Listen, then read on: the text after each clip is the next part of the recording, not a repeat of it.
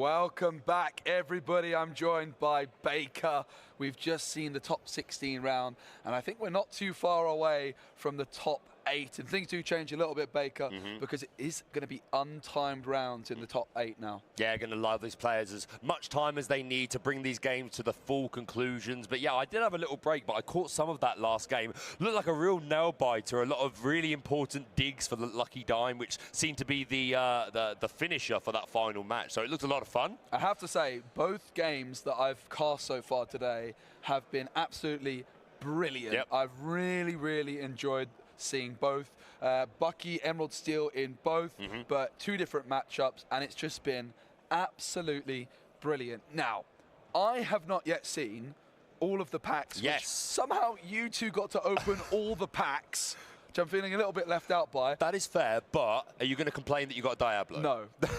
I mean, I think this is it, right? I've opened a lot of packs. I've never got a Diablo, but you guys open for me, and I get one. So that's the one card I know. Perfect. I'm glad you got one. We're building 40-card decks from this. I picked Amber and Emerald. I was off camera, but I was thinking what was left. Ross had Ruby. I had Emerald. I didn't really want to go Emerald Sapphire and leave Ross with Ruby Amber, so I thought I'd give Ross Ruby Sapphire, and I'll take Emerald Amber. So my thought before looking at all the cards, I'm looking for something a little bit aggressive. Yeah, of course. Also, but like lots of questing power, potentially though as well, maybe some discard synergies in there as well. So Diablo, I think I'm going to put this one in my deck. I've got a little bit. Yeah, of I think that's probably a given right there. Bruno's Return is not a card I would really consider playing in Core Constructed, but definitely in Draft it could be an interesting option. So return a character card from your discard to your hand and remove up to 2 damage from chosen character. Putting a card from my discard into my hand is going to allow me to refill, maybe potentially with a Diablo. Especially since it's only a one-off, you may want to recycle that. I think I'm going to put this in like the middle pile. Yep. It's not a definite. Record Player, I do like it. I don't think it's going to be a card I have enough synergy with. I'm looking for some more card draw. I'm going to put that in the no pile. Maybe if you had some stitches, but no, probably not for today. Ursula Vanessa, I don't have access to any shift Ursulas. In Emerald and Amber, there's not really any 4-cost songs which come to mind. But obviously 3-cost songs, I can't have Mother Knows Best in Ursula's Return. I think she's also not going to make the cut, but I'm going to put her in the maybe. I will remind you, there is a Floodborn for her. There is the, this is the Vanessa one, yeah, there is the Eric's Bride. Oh, that's true, there's Eric's Bride. Which has a built-in bare necessities. Okay. So you need to see if you've got that. That's very much a maybe. If then. you've got that, I think it's worth it. Daisy Tuck in the foil. You like Daisy, don't you? That is a definite. I'm putting her in the deck above Diablo. That's how much I like this card. Oh, what a statement. Julieta Madrigal is the little bit of card draw I'm looking for. Yep. She's going to be in the deck. I think that's a cert. Mirabelle Madrigal, 2/2 with support. She's a maybe, I think. Maybe, I think that's fair. Atlantica, I don't think so. Not enough synergy here, not going to draw me cards. Another Mirabelle, this one in the starter deck. Very interesting option. She has support. Whenever there's character quests, your other Madrigal characters get +1. I do already have the Julieta. That's true. In the maybe, I already have the Mirabelle. She quests for 2 with support. It is uninkable. I think it's probably going to make the cut.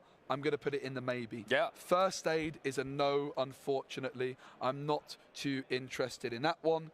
Who needs a gift when they're having this much fun? Felix, 2/4, quest for 2. Honestly, it's pretty good. Yeah, if you want to build like an aggressive deck, you've got some lemon and lime aggro going on here. I have so many. Okay, I have so many Madrigals. I'm putting them all in the deck. Yeah. All in the deck, and I'm also going to definitely put this Mirabelle Madrigal in the deck. Whenever this character quests, your other Madrigal characters get +1 lore this turn. That could be huge. Yep, could be game winning. Every card which is a Madrigal's in the deck. Speaking of quick questing, Donald Duck. I'm liking my deck so far. The Musketeer Soldier has Bodyguard, but when I play it, another one of my characters gets +1 lore this turn. A little bit like a goat, but in Amber. I like that one. It's in the deck. Another Ursula Vanessa, we'll put it in the maybe. The Golden Harp is unfortunately a no.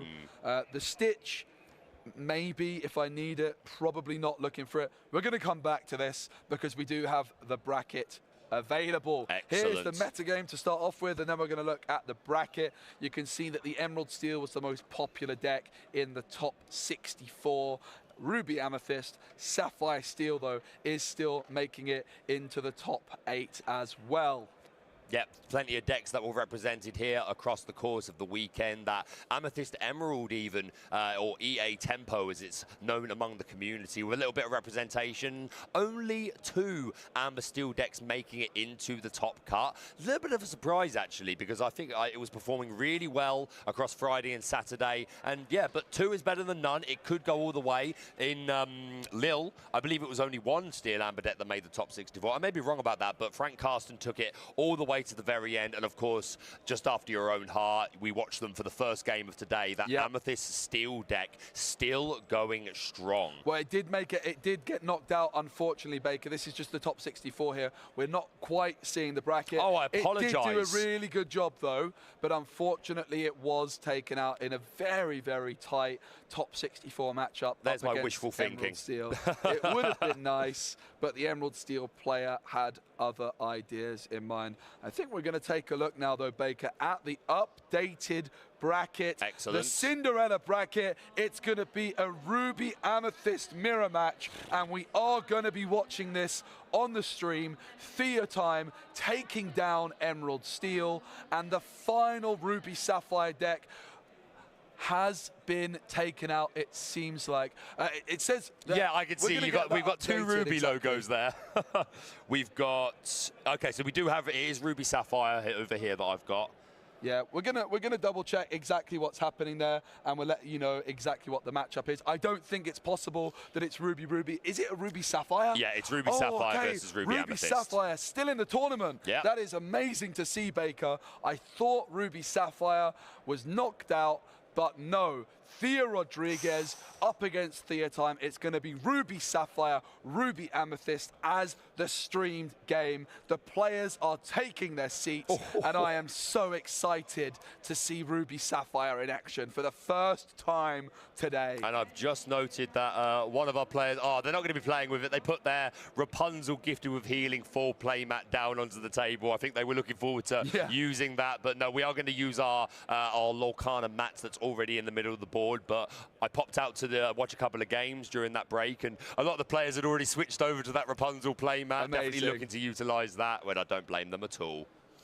Moving on to our next bracket, we have the Elsa bracket. Obviously, it's been a grueling competition for these players, but in the quarterfinals, we have Luca, who's going to be representing Ruby Amethyst up against Hadrian with that Emerald Steel discard deck, still going strong. Yeah, that is incredible. In the Elsa bracket here, bear in mind all of these brackets are just combining into one. Of course. After the semi-finals. I mean, it's one tournament. It's just a nice way of displaying it and seeing it all very, very clearly. Luca is just in an absolute sea of Emerald Steel in what's considered an unfavored matchup for Ruby Amethyst. But clearly Luca has the tools necessary to do the business. They've beaten Emerald Steel not once but twice, and they're going to be looking to do it a 3rd time, this time up against Hadrian, who's had Emerald Steel mirrors all day so far. Yeah, absolutely. This is a player that clearly knows how to pilot that Ruby Amethyst matchup, making their way through a sea of them. Can they do it one more time and take down Hadrian to move on to the next round, or will the Emerald Steel player progress even further? And we move into our Maleficent bracket. Another very long, grueling day of Lorcana. In the quarterfinals, we've got Ruben representing that Ruby Amethyst that we watched a little earlier, and Zenon, I might be saying that wrong, I apologize, also on that Emerald Steel. Probably the most played matchup of the day, especially since Emerald Steel and Ruby Amethyst were the most represented in top 64.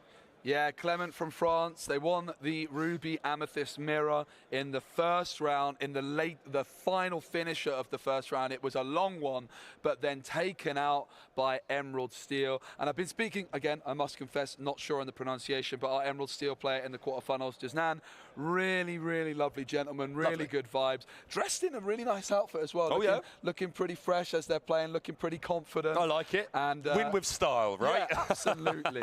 Too right. And we're going to move into the final bracket, our Rapunzel bracket. In the quarterfinals, we have Manuel also on that Emerald Steel. The squirrels everywhere, Joe, absolutely everywhere. But they're going to be taking on, is this our lone Sapphire Steel deck still in the competition? Yeah, I think so. Justin, who we just saw take down Jerome in an absolute nail-biter.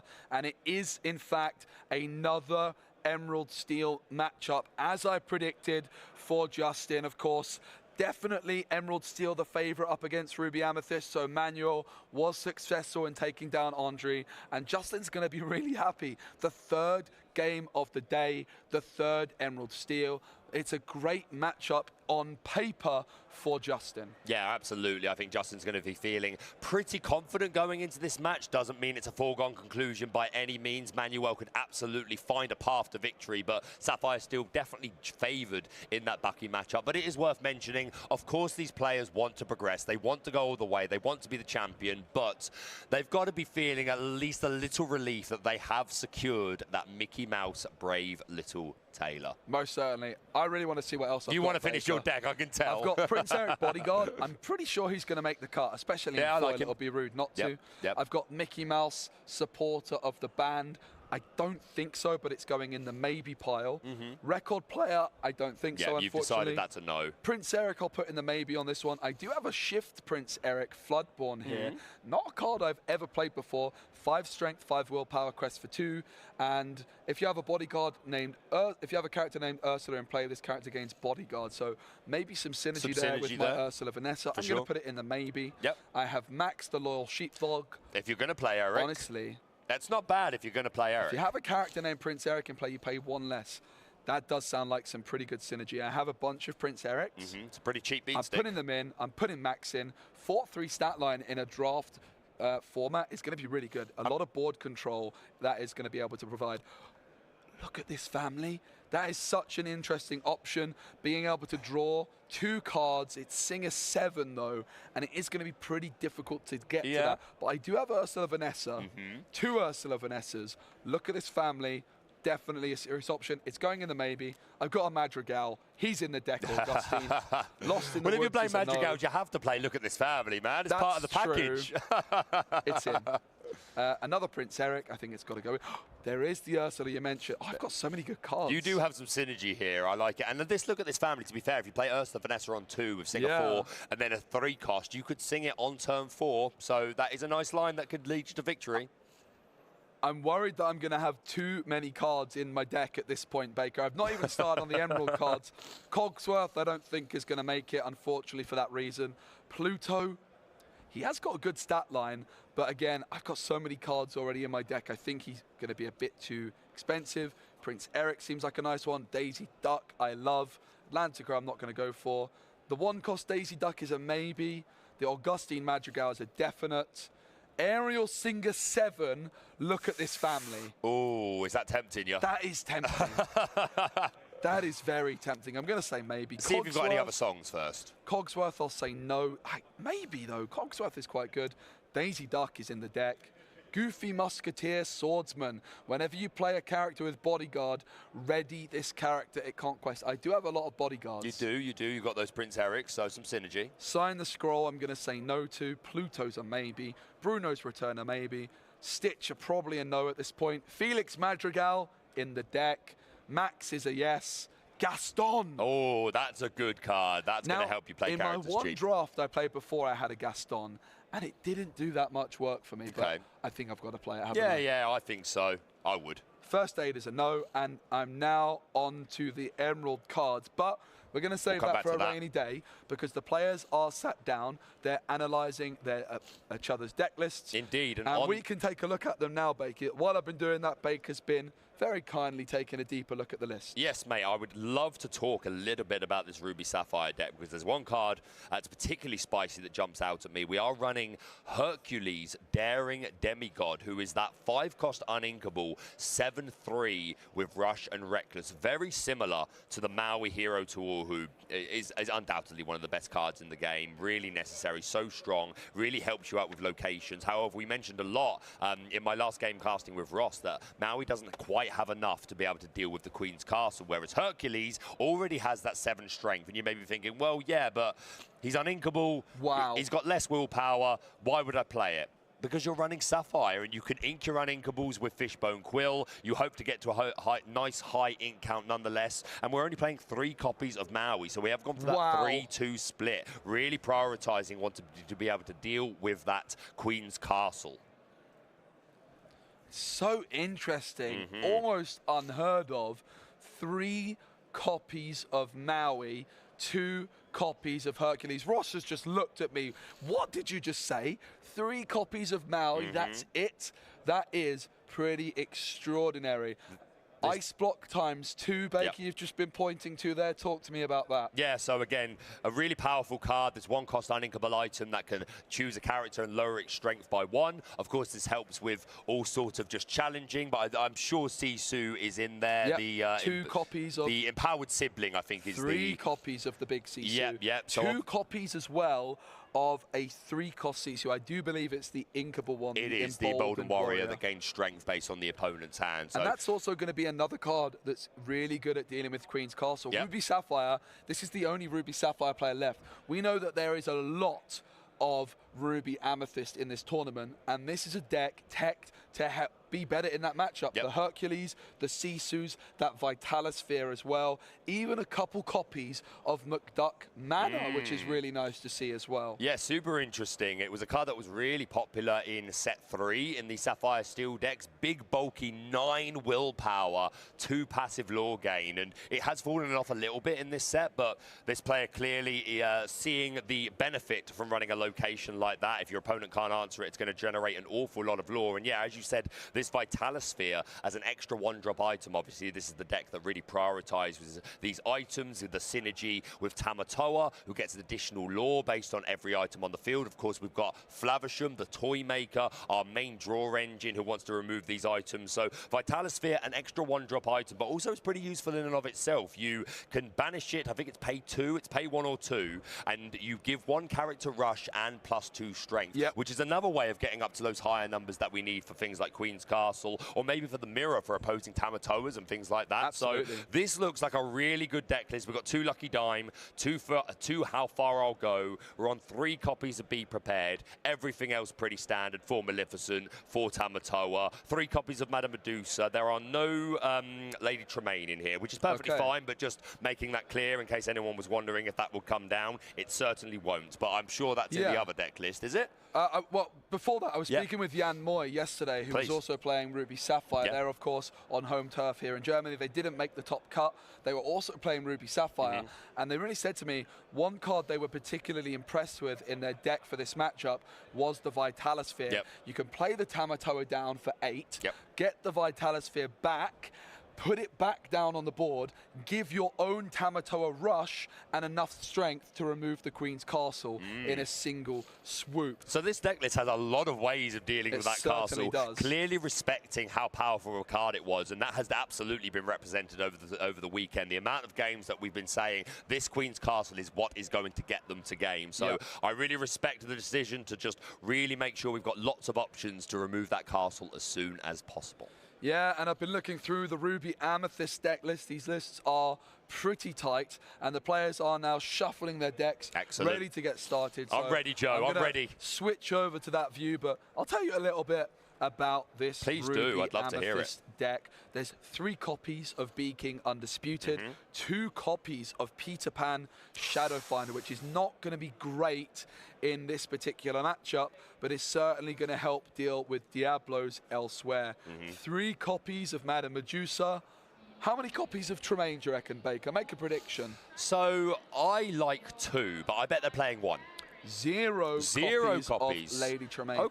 And it is open deck lists, so that is information that their opponent is aware of. I think instead of those Tremaines, fitting in room for that Peter Pan Shadowfinder to improve the Diablo-Bucky matchup. Yeah, I think that's absolutely fine. I do respect it. I do like the Tremaine. It's an additional body that has that 2 willpower, and I've got a respectable stat line, and she can sing songs, but we are doing the same job with Bee King Undisputed. So I think that's a perfectly good call. And yes, this Peter Pan Shadowfinder, as you said, Joe, probably not going to be the most useful in this match, but if they're able to progress and they end up against more Bucky and Diablo, or Diablo specifically, then it will certainly help out with that. And they've made it all the way to top 8. This Peter Pan Shadowfinder clearly has done some work over the weekend. Yep, you can say that again. Another nice thing about Pan Shadowfinder, it is evasive, it does have rush, and being a 3-cost character, it's a great option to sing Friends on the other side with. Yeah, fantastic. Only 3 copies of One Jump Ahead, I'm just noticing, in this Ruby Sapphire deck, which I think is fine. I do it's quite an important piece a lot of the time, wanting to almost skip to your turn 3. Well, sorry, to your turn 4, should I say. You One Jump Ahead on turn 2, which puts you to 3 ink, and then on turn 3, you ink to 4, and then you get that nice early Flavisham. But the game has begun. We see an ink and Chernobog's followers down onto the field, courtesy of our Ruby Amethyst player. Theo is going to ink Maleficent, and no play on the left-hand side of the table. Yeah, for Theo, it's not too uncommon as the Ruby Sapphire player to be missing the turn 1, but of course with those Porpsicles in the deck, would love to have done that, and this is a big threat. Flynn Rider Frenemy, getting my words out, is now on the board, and there's a bit of a battle to see which player can get the highest strength character on the board. If Theo has the highest strength character on the board at the start of their turn, Flynn Rider is going to be gaining 3 lore without even needing to quest. Yeah, I'm just looking through these 2 drops right here. We see McDuck Mana inked. I'm pretty sure this frenemy is guaranteed to gain this lore because 2 drops, it could be 1 jump ahead. There's Grandma Tala in here, but that's not until 4 drops. So yeah, I'm pretty positive that this frenemy is going to gain its lore. It does. We're going to make a nice jump there. And can we follow up with the Queen's Castle? See, this is the one of the absolute, sorry, not the Queen's Castle. The Sisu would be a wonderful follow-up here. I do see the Queen's Castle in hand, though. We're going to quest with Chernobog's followers, draw an additional card. I think that found another frenemy. Yeah, and you can see why Ruby Sapphire has been struggling, perhaps, this weekend more than we thought it might, because there's so many Ruby Amethyst players. Double Flynn Rider frenemy. Theo is going very, very aggressive with the Flynn Rider lore gain potential here. This is a lot of gas. Once again, I don't think Theo has a single option to be. He could play the Sisu Emboldened Warrior. I think that is the only card that he could play in this deck that would prevent these Flynn Riders from gaining 6 lore going into Theotime's turn. We're going to play Brawl. That's one way to at least subvert the damage a little bit. Going to remove one of those Flynn Riders, but one of them's still there and has the highest strength on the board. So that's bringing player 2 to 8 lore already, and we've only just started. Theo has a lot of catching up to do, but it can be done. They have access to those Ruby cards like Be Prepared and the Madame Medusa, so he could claw his way back, absolutely, but this is a really bad start for Theo. Wow, Theo is putting in, well, Theotime and Theo we've got, haven't we? It's a little bit confusing. Sorry, my mistake. Theotime is doing the absolute business. The Ruby Amethyst player with the Sisu and the Flynn combo now. Theo Rodriguez going to be looking to get that highest strength character down on the board, or perhaps remove the Flynn again with a second Brawl. It's Porpsicle played. We finally see a Porpsicle. I'm sure Theo would have liked that a turn sooner, but at least it's here now. But we're going to exert 2, and we're playing a 1 jump ahead for a little additional ramp. But no character to put down, so we pass back over to Theotime, who's going to ready up and gain another 3 lore. They're at 12 lore already, Joe. They can quest for 2 and 1 with Flynn, and they're already going to be at 15. And down comes that Queen's Castle. I feel like it's over.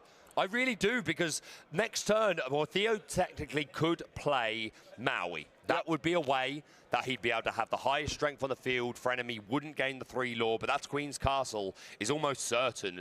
We could see the Hercules Demigod to take out the Queen's Castle. That is a play that could absolutely work out. I think that's probably the best move. Theotime on Ruby Amethyst at 15 lore. And finally, Theo plays a character card. It's Madame Medusa. Flynn Rider, though, has put in some serious work. And as Theotime draws, they're going to gain 2 lore for castle. They can quest for 2 with Sisu, and all they need is a goat to wrap this game up already, Baker. Yeah, they have absolutely stormed away with it. Theo missing that 1 drop and just having such a slow start, wasn't even able to play 1 jump ahead on turn 2. And Theotime with this beautiful curve went Flynn, into Sisu, into castle, into another castle.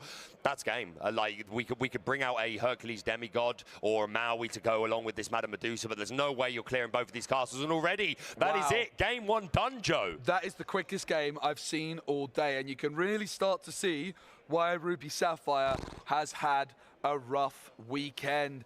Absolutely phenomenal gameplay there from Theotime. You saw the Flynn Rider come down on turn 2. The second was not too far behind, and that is the power of Flynn Rider Frenemy. For the Ruby Sapphire player, they're now going to be able to go first in this next game, and they're going to be looking for that turn 3 Sisu to try and contest the Flynn Rider, I would imagine. Yeah, definitely. If that Flynn Rider comes down, it's definitely going to have to be responded to.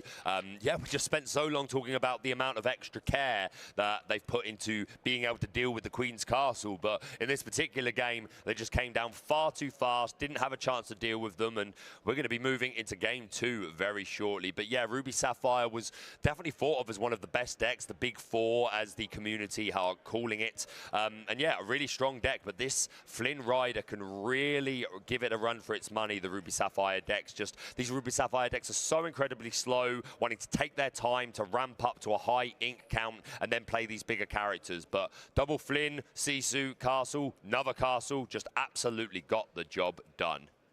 It certainly did, Baker. I have not seen a quicker game all weekend long, and it's in a 3-day tournament. There was nothing even close to the speed of the game we just saw. Flynn Rider Frenemy doing the business. That is a big reason why Ruby Sapphire struggles. But let's not forget, Ruby Sapphire does have the tools necessary to try and win this matchup. Clearly, it's a matchup that they're teched for with these Hercules, with the Vitalosphere. It's not all over just yet. It is a best of 3, and Ruby Sapphire now needing to get 2 wins on the bounce in order to go through into the top 4. Yeah, 100%. A lot of the time, these Ruby Sapphire decks would want to go turn 1 Porpsicle, or Vitalosphere is a good option. It's turn 2, 1 jump ahead, skip to that turn 4. But exactly as you say, if we see this Flynn Rider, then the Sisu Emboldened Warrior is going to be a really important piece to try and prevent the Ruby Amethyst player from just running away with lore once again. But who knows? I'm really shocked that they missed their 1 drop, because they're running 4 Porpsicle. They got the 2 Ice Block and the 1 Vitalosphere. 7 1 drops, which is a respectable amount. You would really hope to see your 1 drops, but no cigar in this particular game. No, the players now have, of course, shuffled their decks. They're also going to offer their deck to their opponents to give it a little cut, and they're then going to draw 7 cards off the top and are able to mulligan as many of those away as they wish to do so. If they mulligan 7, they draw 7 new cards and then shuffle their deck. If they want to mulligan 1, they draw 1 off the top and then shuffle their deck afterwards. And if you're only just joining us, welcome to DLC Bochum. This is the top 8 of the event. These players have already secured their Mickey Mouse Brave Little Tailor. That is in the bag. They will receive those no matter how they progress for the rest of the day. But these players definitely want to go all the way. They also have their invitation to the European Championships, which is a fantastic accomplishment. And we do see that Porpsicle in Theo's hand for turn 1, which is a much better start. Here we go. Big mulligan, I think 3 cards in total. There's been bigger mulligans with Ruby Sapphire.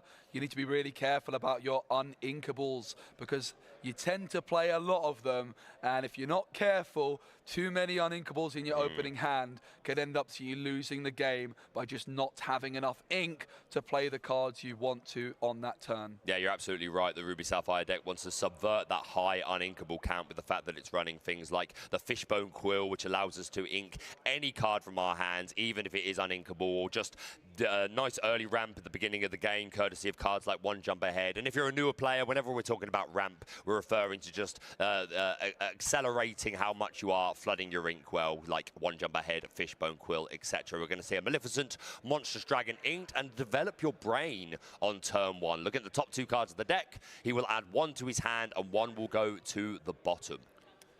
Yep, Theo Rodriguez starting off, and play passes on over to Theotime.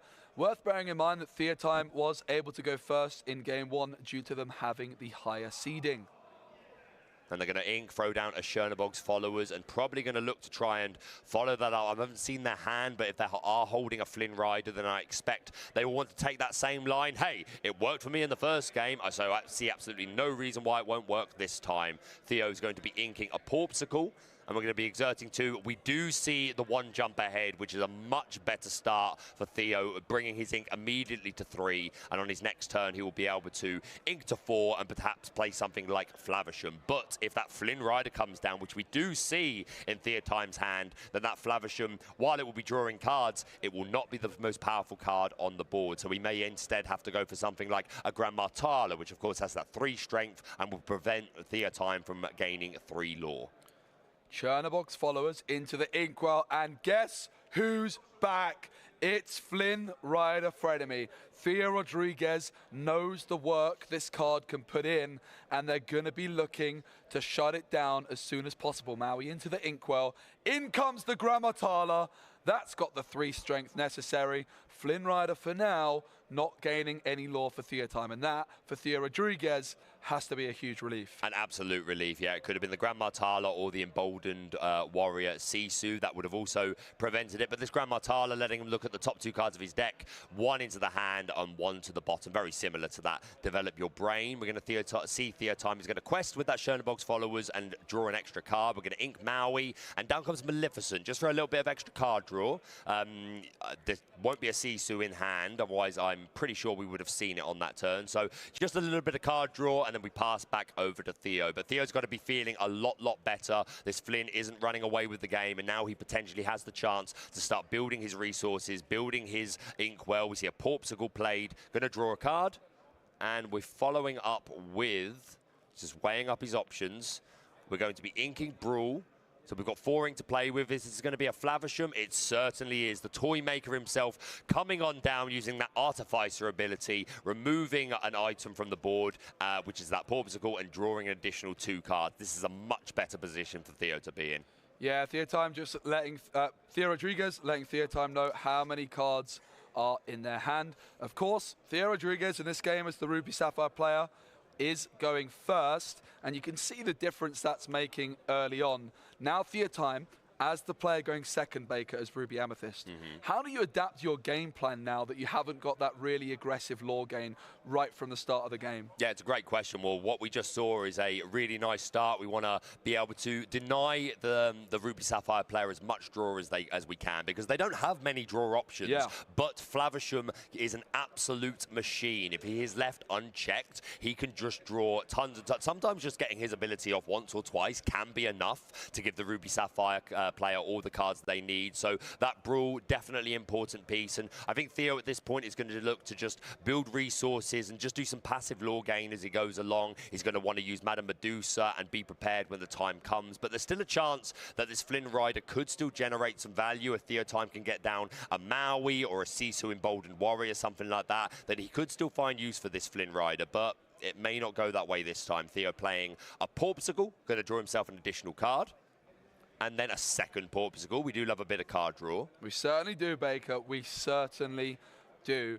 And yeah, the other thing for Theo, I think you make a great point, denying that Flavisham. That's one thing Ruby Amethyst really got access to this set, is that card Brawl. Absolutely. A really nice way of dealing with Flavisham, which otherwise would only be able to be removed by something like a Madame Medusa, as Grandma Tala is going to challenge Maleficent, banishing it. Not only, though, denying the card draw of the Ruby Sapphire player, but also trying to really fight them for card draw and get your own card draw through. We see Theotime with an abundance of cards in hand. We saw them with the Maleficent. We saw them with the Rabbit. Oh. There you go. It's all about removing Theo's card draw and getting your own with cards like Rabbit and Friends on the other side, Baker. That's the thing, because the Ruby Sapphire player, if they're not able to chain too many Flavishams, then they are going to start to run out of resources quickly, especially if they start to utilize things like the Fishbone Quill. We haven't seen that yet, but that obviously denies some hand resources. We're going to ink, and just a quest from Flynn Rider and Theotime passing back over to Theo. But I think that's fine.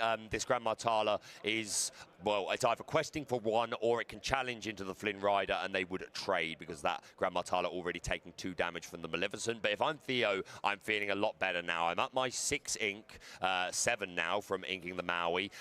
If I've got Hercules Demigod, then I know I can answer the Queen's Castle, and this is just a much better position to be in. We see the Ice Block being thrown down for a cost of 1. Can choose a character to take a strength away from it. We're going to see the Madame Medusa come down to remove that Flynn Rider frenemy. So Theo starting to build a bit of a board presence as we go back into Theotime's turn. He's currently got 5 ink, but can ink to 6 this turn. Yeah, Theo Rodriguez starting to clear the board, but of course when both players are playing Ruby, it is open deck list. You're having to really at this moment in time try to find the balance between committing to the board and gaining lore without over-committing, overextending, and having a huge board cleared by Be Prepared. Now, no need to remove a Flaversham for Theotime this time because, of course, they've already removed both Flavershams. There's no more card draw engines. This is the perfect time for Theotime to start bouncing back the Merlin Rabbit, gaining the card draw of themselves. And I think that this is the objective, isn't it, Baker? Deny Theo Rodriguez card draw and get your own at the same time. Yeah, absolutely right. The idea here is you just want to out-resource your opponent because Theotime knows that Theo has access to those same powerful Ruby removal cards, such as the Be Prepared, the Madame Medusa, Be King Undisputed, things like that. So he knows the game plan, and he's just going to want to try and tempt these out as quickly as he can. We do see that Hercules Demigod in Theo's hand, along with, of course, that Lucky Dime that's been putting in so much work, especially for the Sapphire Steel decks. But Ruby Sapphire also benefiting from it quite a lot. Tamatoa, lots of items, so that Lucky Dime could absolutely be a game changer in this match. We see another ink hitting the inkwell. We're going to be exerting 1, 2, 3, 4, 5, 6, 7. And down comes the Lucky Dime already. So Theo is already wanting to utilize this dime. We don't have any big lore characters on board at the moment, but that's still fine. If we're just adding a little 1 or 2 here and there, that's soon going to rack up. So this Lucky Dime being played early is great. And Ruby Amethyst has no access to item removal. There are no cards in Amethyst or Ruby that can deal with these items. So that Lucky Dime will stay on the board for the rest of the game, unless, of course, Flaversham decides to remove it for a couple of card draws. But there's already an Ice Block and a Porticle on board, so I don't see that happening. We do see the friends on the other side for Theotime drawing 2. Be Prepared is now available. We're going to see the Snake quest for 1. Currently Theotime now on 5 lore. Theo Rodriguez, though, does have Dime, as you mentioned, and that means that Theotime really has to start questing quite quickly, doesn't it? Yeah, 100%. We're already at 8 ink, I believe. So, yep, something big could come down now and immediately start to gain a lot of lore. And, yeah, I mean, the Ruby Sapphire player, Theo, definitely feeling a lot better. But Theotime, as you just said, has a lot of removal options in their hand. And as I was saying before, as the Ruby Amethyst player, you know you have better card draw. Really, you just want to try and out-resource your opponent. You want to try and bait out their Be Prepared, etc., and find the right time to extend yourself. At the moment, Theotime just with Merlin Rabbit and a Madam Mim Snake on the board, so nothing too much. So just want to bait out that those removal cards and just out-resource in the long run. And I think also, Baker, we're seeing the advantage of going first. Theotime in the first game here had the advantage of going first, and we saw that incredibly aggressive approach from them with the frenemy. But when they went second, Theo Rodriguez, as Sisu comes through, the Ice Block as well, targeting the Snake. The Rabbit is gone from the board. Theo is running away with this one, Baker. The power of Ruby Sapphire is on display for all to see. Yep. Things are absolutely turning around, and that Sisu has 3 lore. Oh, we see the Be Prepared coming down for Theotime, absolutely necessary. There was 5 lore on board, plus the Lucky Dime would have been able to tap to exert for another 3 lore for that Sisu. So that Be Prepared, absolutely necessary, but 7 ink used, he's going to have to end his turn straight away as we pass back into Theo. But he has a respectable hand size as well. Let's see how well he can rebuild his board back up. Just taking a quick look at the discard pile, see what resources I've used, what items are in the discard that I might want to eventually recycle with Tamatoa. Grand Martala, Keeper of Ancient... Is it Keeper of Ancient? Yes, Keeper of Ancient Stories. Hitting the board. Another little bit of card draw. Look at the top 2 cards of the deck. 1 into the hand, 1 to the bottom. Which clearly a hard decision. I think just doing a quick card count check between the players. Theo Rodriguez with those 3 items, the ice block. You really see the power of the ice block when combined with Sisu in that previous turn Baker. Ice block, a new card in Ursula's return, and is really great when you combine it with a lot of Ruby cards like Brawl, like Madame Medusa and Sisu in this case. And Theo spends 2 ink on the Lucky Dime. It's only 1 lore as the Medusa comes through. But as you mentioned, a big weakness of Ruby Amethyst, they don't have any way of removing this Lucky Dime available. And that is why Theo has just prioritized getting it down this early on. Yep, I think it's a great idea, and Theotime just throwing down a Madame Medusa, going to get rid of that Keeper of Ancient Stories as we pass back into Theo. But yeah, this Lucky Dime is definitely a game changer. Theo knows that it creates very much a clock. As soon as Theo starts getting down these bigger characters like the Tamatoa, he's going to make some pretty big lore gains very quickly, especially with 3 items on the board already. And Tamatoa, just from being played, will be able to recycle Porpsicles from the discard pile. So this Lucky Dime in itself has started a clock, and down does come the so shiny Tamatoa, courtesy of 8 ink. I'm not sure if he's inked for turn yet. He hasn't, so we're going to ink now. So that Lucky Dime is going to be able to exert, immediately gaining 4 lore, because Tamatoa has 1 lore and gains an additional lore for each item on the board. So that's going to be great. And if Theotime cannot answer this Tamatoa, the next turn it's going to quest for the same amount, maybe more if Theo can play another item. And then the Lucky Dime is going to exert to get the same lore again. I can see it be prepared in Theotime's hand. Is there a Bee King Undisputed in there as well? Because that would be absolutely ideal. Would be able to play it a lot cheaper. Wouldn't lose the Madame Medusa. Could even sing it with the Madame Medusa. Chooses not to. Just going to pay 4 ink for it, but that does remove a big threat. It certainly does. You see the power of Bee King Undisputed. No Lady Tremaines in Theotime's deck, but the Bee King Undisputed doing the business. Now for Theo Rodriguez, though, it's all about the Lucky Dime. You can exert it every turn to gain lore, and you just want to make sure that while you're also getting your own Lucky Dime value each turn, you're keeping Theotime as far away from 20 as possible, because, of course, in the Amethyst deck, there's that big threat of goat, bounce, goat, bounce, goat. Yeah, 100%. As soon as Ruby Amethyst reaches this sort of 15, 16 lore mark, it literally in 1 turn, it can be a huge play and just get that bit of reach that Merlin Goat does provide. We're going to see a Madame Medusa who, so the ice block is going to reduce Madame Medusa's strength by 1, and then the Madame Medusa from Theo is going to remove that Madame Medusa. But the Sisu Emboldened Warrior on Theotime's side of the board, questing for 2 is going to bring them up even Stevens to 8. So not something they want to leave for too long. They do choose to quest. So we are at 8.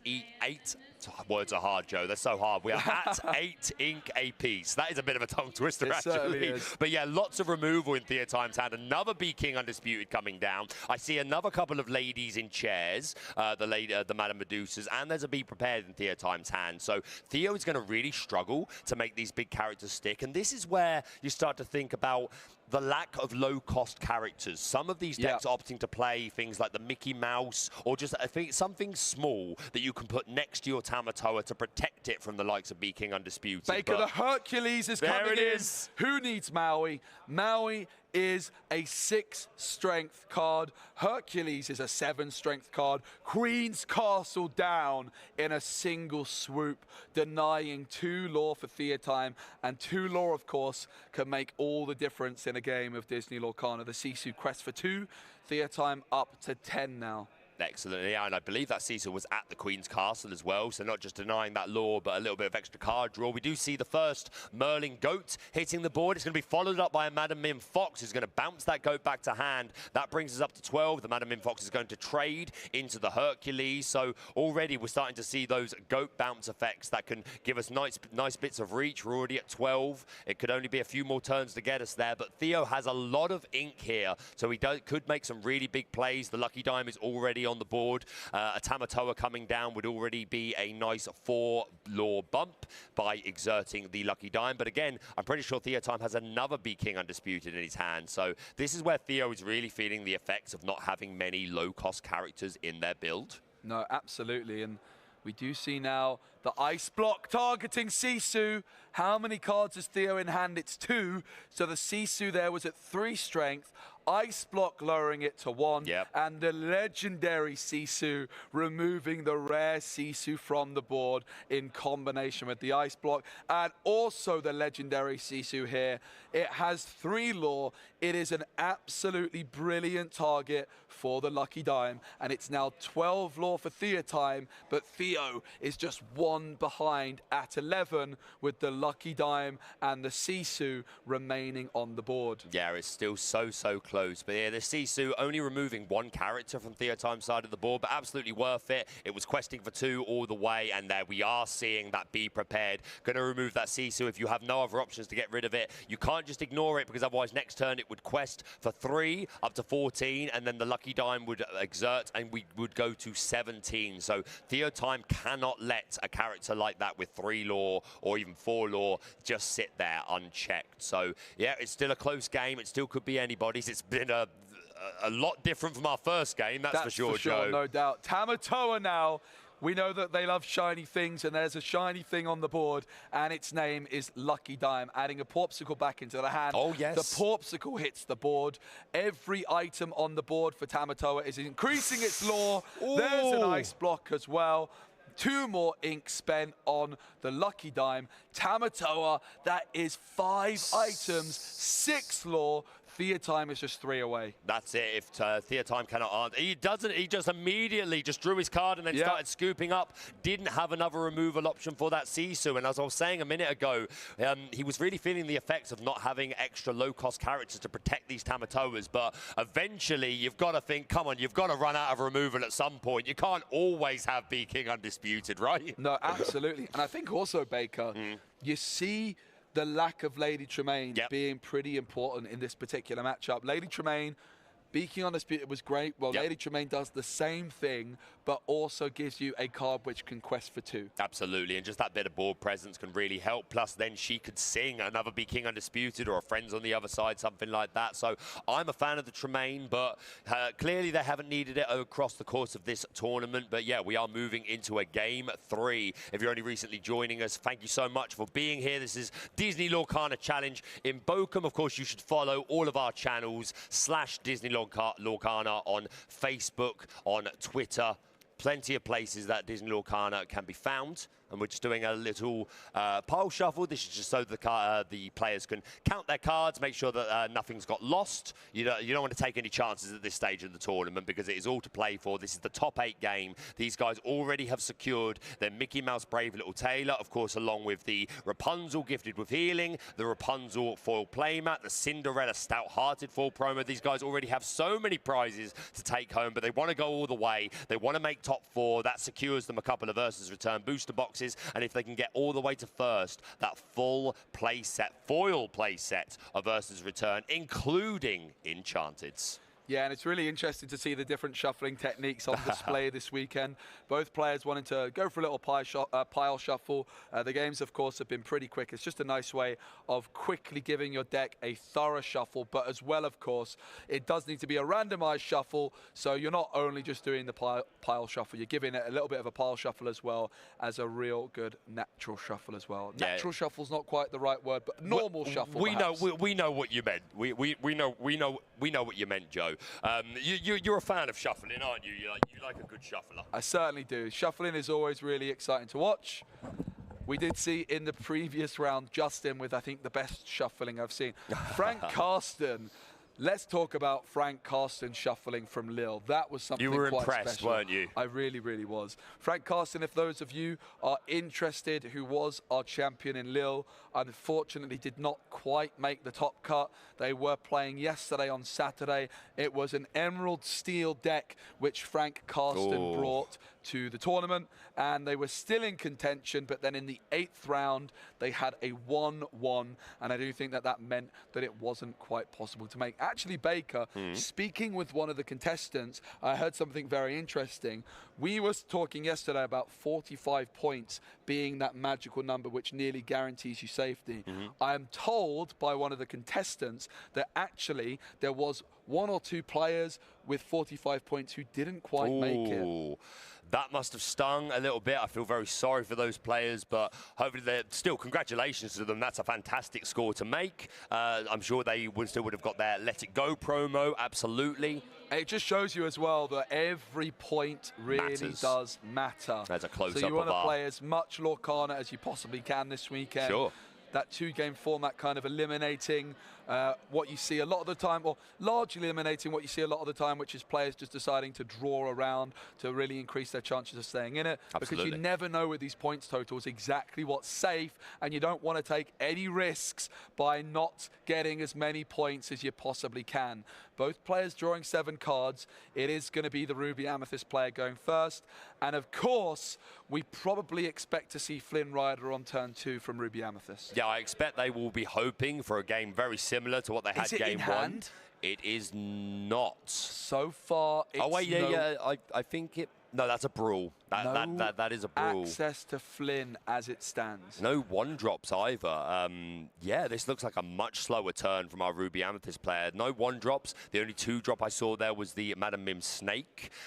So yeah, this looks like it's going to be a much slower start from the Ruby Amethyst player. They do have that brawl, so they will be able to respond to an early card like Flavisham, but we'll see how the cards go. Game 1, our Ruby Sapphire player got pretty unlucky with their draws, so we'll see how it goes.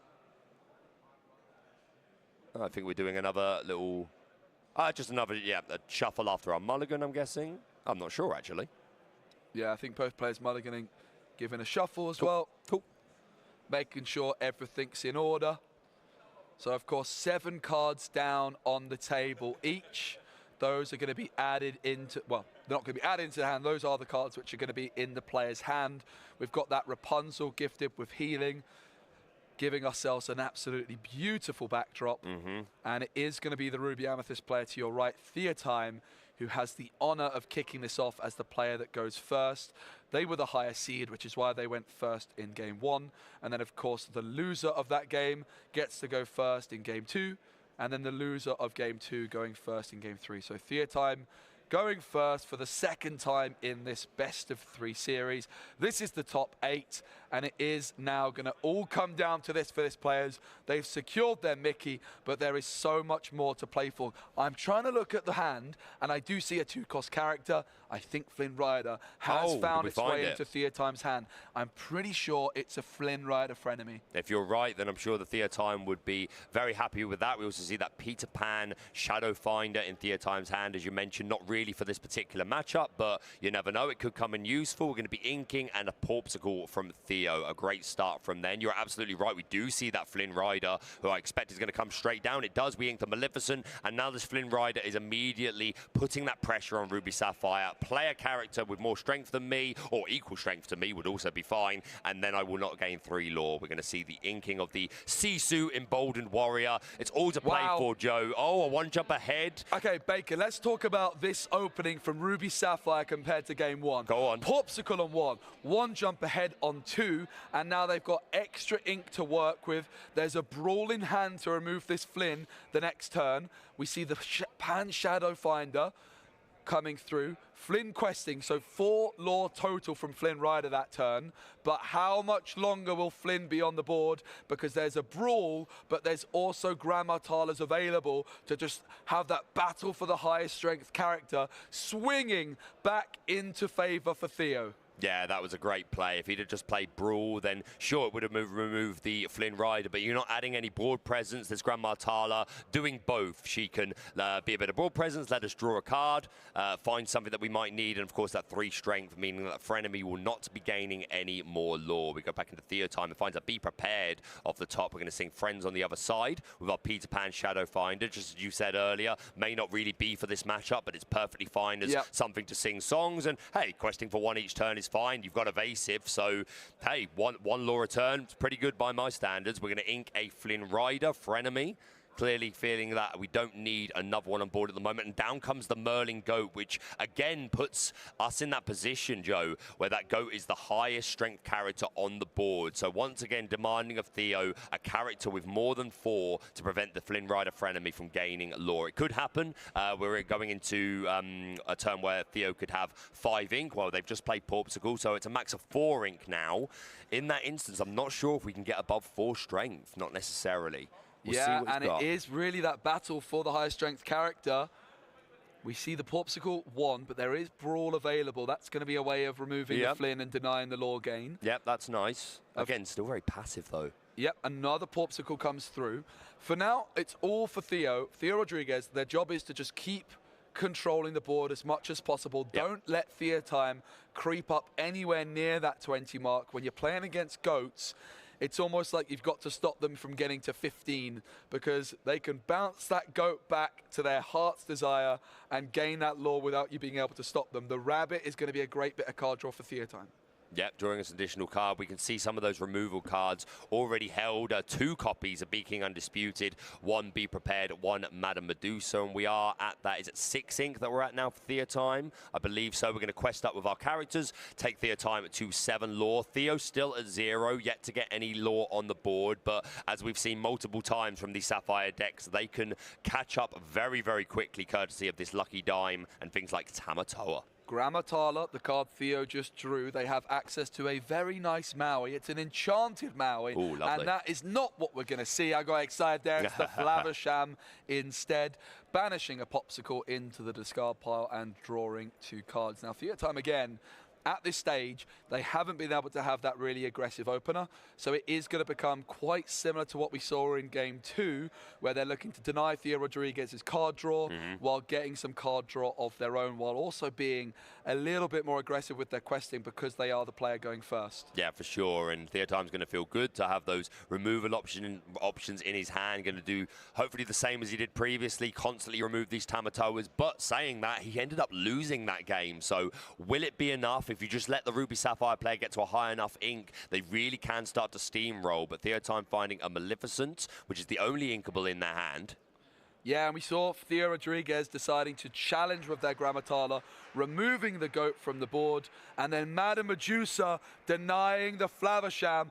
Theotime's Ruby and Amethyst deck working really well. The card draw of Amethyst, the control of Ruby, and look at that hand, Baker. There's more Ruby control where that came from. Yeah, plenty more of removal options. If Theo does build a board again, then Theotime will hopefully be able to answer that once again. This Peter Pan Shadowfinder still just sitting there and casually questing for 1 every turn, which is certainly putting in some work. We see the Grand Martala coming down for Theo. Going to look at the top 2 cards of the deck, find 1 for the hand and 1 to the bottom. We see how far I'll go and a 1 jump ahead in hand there. You've got to think would certainly interested in singing the how far I'll go with his Grand Martala potentially. You could be right there, yeah. Might have a different line in mind. Going to play 1 jump ahead first by just paying 2. So that's going to accelerate our ink well even more. We're going to ink Maui for turn. And it is going to pass back on over to Theotime, who's going to draw. No Flynn Rider on the board, of course, so the highest strength not currently mattering. A very, very quick quest from Theotime with all 3 characters. That was 3 lore gained. And they're now going to spend their 6 ink on a Madame Medusa, and they're going to be praying that Theotime does not have access to a 7 cost card that is known as Be Prepared. They don't, but there is another very big control threat available for Theo Rodriguez. And yeah, I imagine you're eyeing up that Sisu that we've seen come down a couple of times already. They can banish all characters of 2 strength or less. That would remove the Rabbit and the Peter Pan Shadow Finder. But these 2 Madame Medusas sitting at 4 strength each.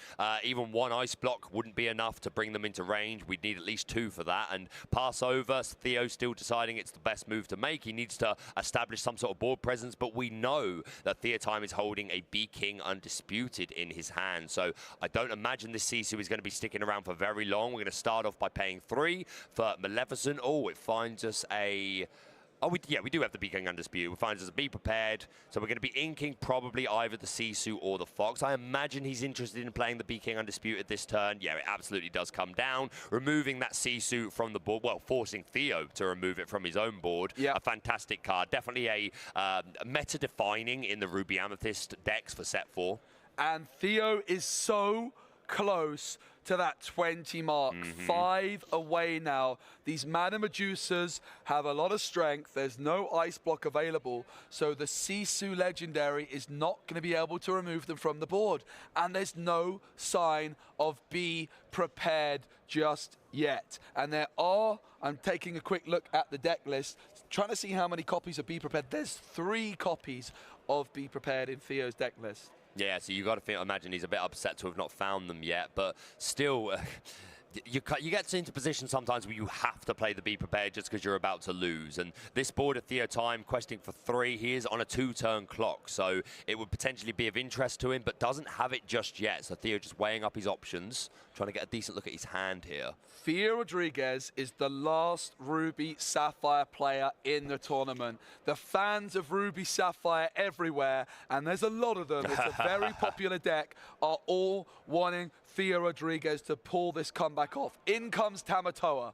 It's an 8-cost character. The Popsicle is added back to the hand. It's played. There's Be Prepared, but it's probably too late, Baker. Yeah. Where was that Be Prepared before the Tamatoa was played?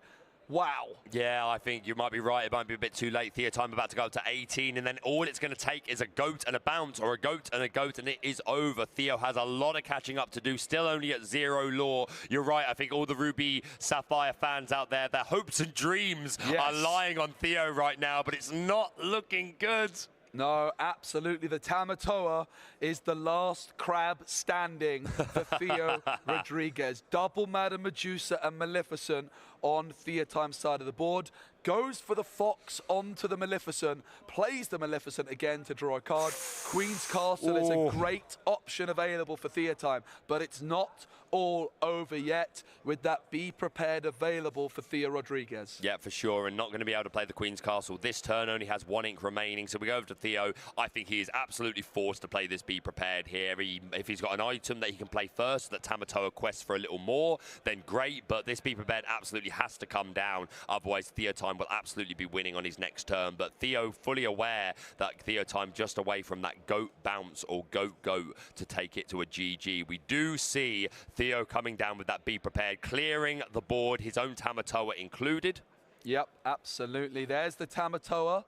Again, though, the Tamatoa sang Be Prepared. Okay, that's good. So now he has a lot of ink. Okay, so Tamatoa is singing Be Prepared and able to play another Tamatoa to gain that board control back, which is going to be really, really crucial, Baker, to remove that Queen's Castle if it does in fact come down. There it is.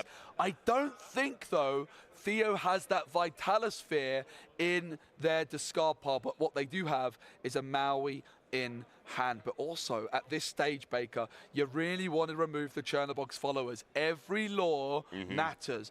The threat of the goat is very real, and Theo needs to remove all the questers and then get that dime down, get the dime ticking away, and get close to 20 very, very quickly.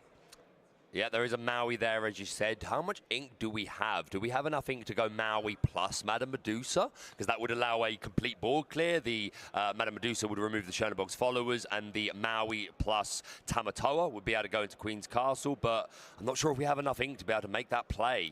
It's the Flaversham that Theo goes for, draws 2 cards. In comes the Enchanted Maui. What a flex on the stage here. Both of the cards challenging into the Queen's Castle. Chernobog's remains on the board, and that means if a goat is found by Theotime, it will be a victory. There it is! Right off the top, Joe! The Chernobog's followers quest for 1. It banishes itself to the discard pile. Theotime draws a card, and it was the goat that they needed. What a dominant performance from Ruby Amethyst when going first there. For sure. Really making use of their highest seeding from the Swiss event on day 1 and day 2 of this event. It was an absolutely incredible performance.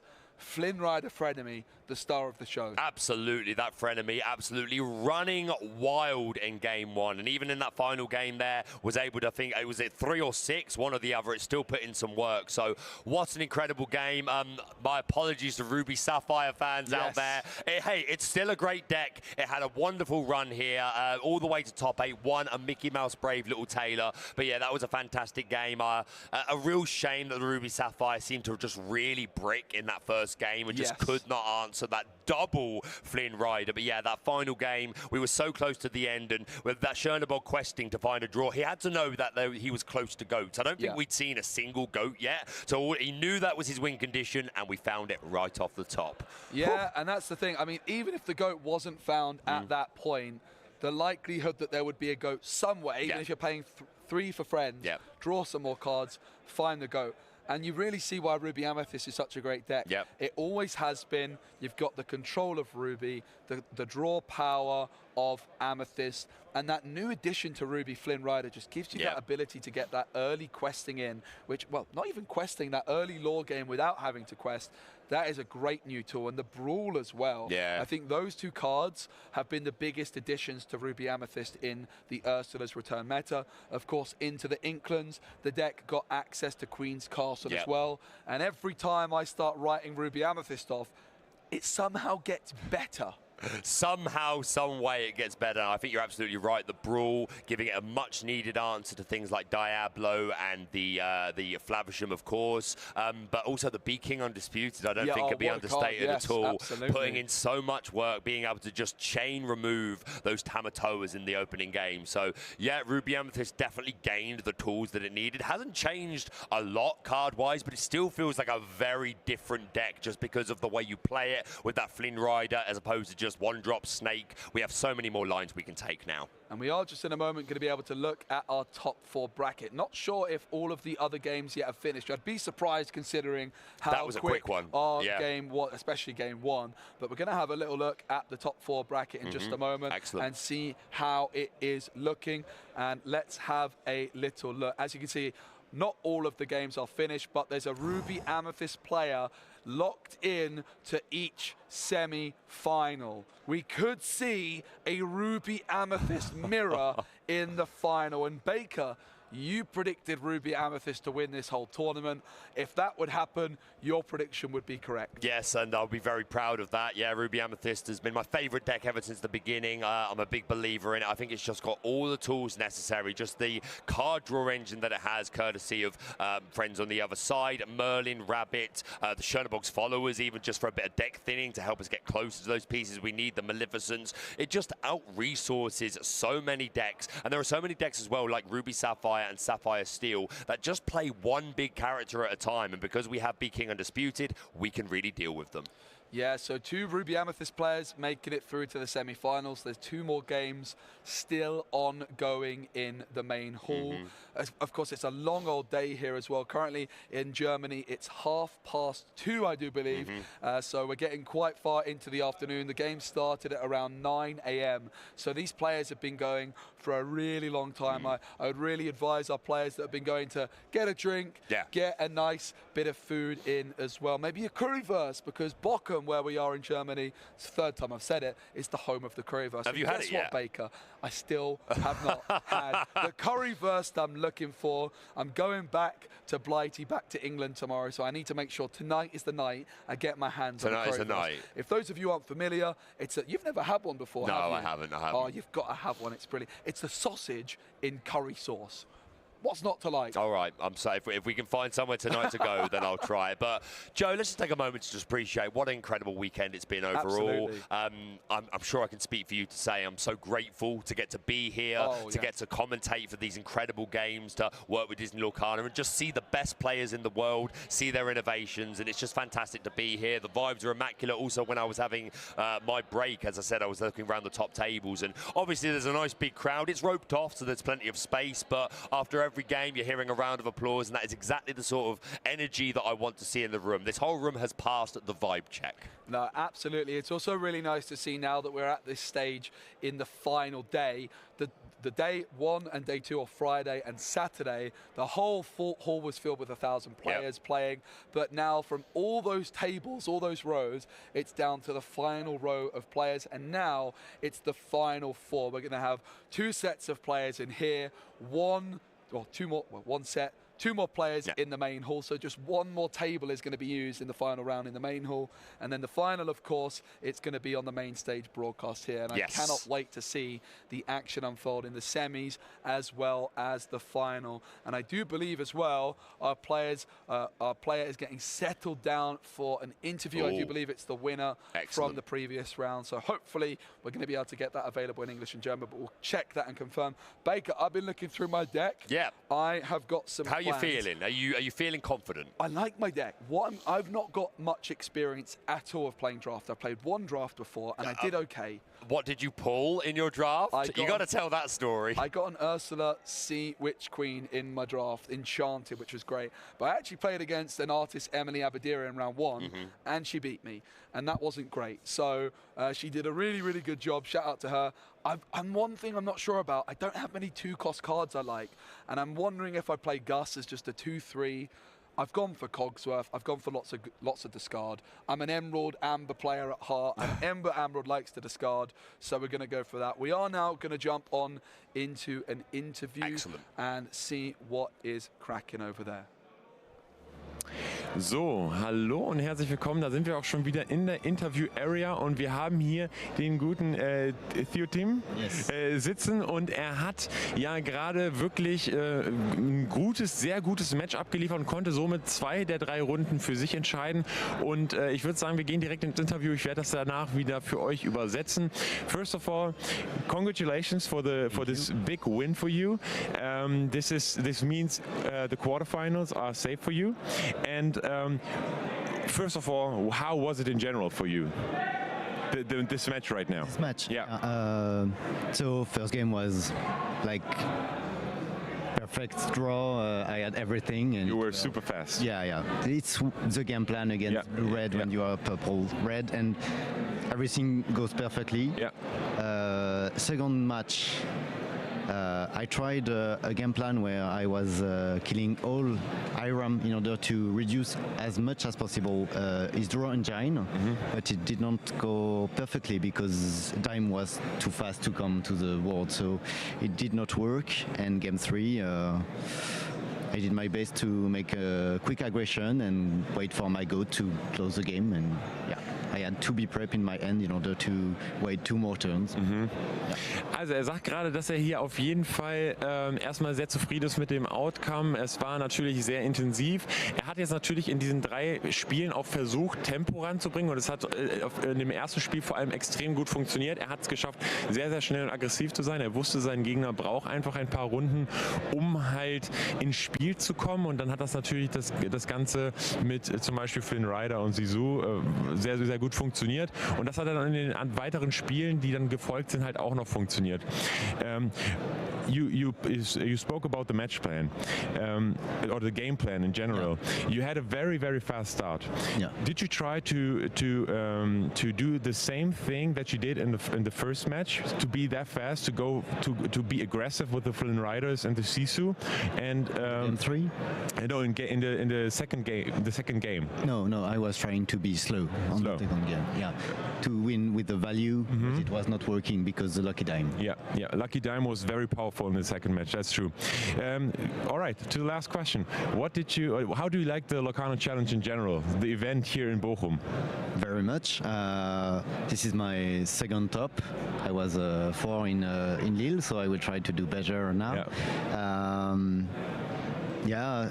Nice event, and everything works well. Melee is working perfectly. Yeah, it's working perfectly. Yeah.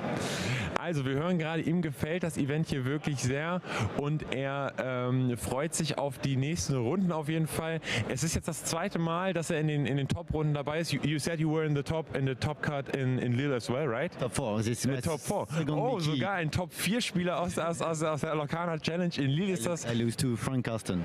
Oh, really? Yeah. Okay, also er hat tatsächlich nur gegen Frank Carsten verloren, gegen den Finalisten aus der letzten Lorcana Challenge, und von daher ist jetzt hier für dich noch alles drin. Wir wünschen dir auf jeden Fall weiterhin viel Erfolg. Es sieht ja bisher sehr gut aus. Wir gehen jetzt aber in eine kurze Pause, und dann geht es auf jeden Fall gleich weiter hier in dem Stream.